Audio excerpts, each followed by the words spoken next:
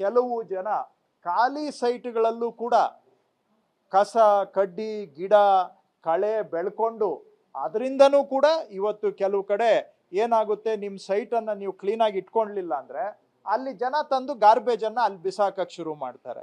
Garbage ಬಂತು ಅಂದರೆ ಅಲ್ಲಿ ಬೀದಿ ನಾಯಿಗಳು ಬರ್ತವೆ, ಹಾವುಗಳು ಬರ್ತವೆ, ಅದರಿಂದ ಜನಗಳ ಆರೋಗ್ಯನೂ ಕೆಡ್ತದೆ. ಹಾಗಾಗಿ ನಾನು ಸಾರ್ವಜನಿಕರಲ್ಲೂ ಮನವಿ ಮಾಡ್ತಾ ಇದ್ದೇನೆ, ನಿಮ್ಮ ಖಾಲಿ ಸೈಟನ್ನು ನೀವು ಆಗಸ್ಟ್ 15ನೇ ತಾರೀಕು ಒಳಗಡೆ ದಯವಿಟ್ಟು ಕ್ಲೀನ್ ಮಾಡ್ಕೊಳ್ಳಿ.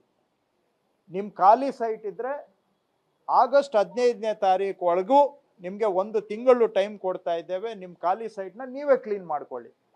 ಬೆಂಗಳೂರು ಸೌಂದರ್ಯ ಸುಧಾರಣೆ ಆಗಬೇಕು, ಬೆಂಗಳೂರು ಸ್ವಚ್ಛ ಆಗಬೇಕು, ಬೆಂಗಳೂರಿನಲ್ಲಿ ವಾಸ ಮಾಡೋ ಜನಗಳಿಗೆ ಆರೋಗ್ಯ ಇರಬೇಕು ಅಂತ ಹೇಳಿದ್ರೆ ಪ್ರತಿಯೊಬ್ಬರು ಜವಾಬ್ದಾರಿ ತಗೋಬೇಕು.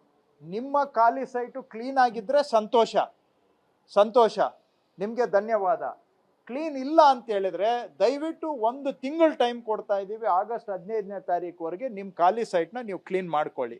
ನೀವು ಕ್ಲೀನ್ ಮಾಡ್ಕೊಳ್ಳಿಲ್ಲ ಅಂದರೆ ಆಗಸ್ಟ್ 15ನೇ ತಾರೀಕು ನಂತರ ನಾವು ಕ್ಲೀನ್ ಮಾಡ್ತೇವೆ. ಕ್ಲೀನ್ ಮಾಡಿ ತಗಲೋ ಖರ್ಚನ್ನು ನಿಮ್ಮ ಆಸ್ತಿ ತೆರಿಗೆಗೆ ಸೇರಿಸಬೇಕಾಗತ್ತೆ. ನಾವು ಕ್ಲೀನ್ ಮಾಡ್ತೀವಿ, ದಂಡ ಹಾಕಿ ನೀವು ದಂಡನೂ ಕಟ್ಟೋದಿಲ್ಲ, ಕ್ಲೀನು ಮಾಡ್ಕೊಳ್ಳೋದಿಲ್ಲ ಅಂದರೆ ನಮಗೆ ಸ್ವಚ್ಛತೆ ಹೇಗೆ ಸುಧಾರಣೆ ಆಗುತ್ತೆ? ಸೊ ನೀವು ಆಗಸ್ಟ್ 15 ಇವತ್ತಿಂದ 1 ತಿಂಗಳು ಟೈಮ್ ಕೊಡ್ತಾ ಇದ್ದೀವಿ, ನಿಮ್ಮ ಖಾಲಿ ಸೈಟ್ನ ನೀವೇ ಕ್ಲೀನ್ ಮಾಡ್ಕೊಳ್ಳಿ.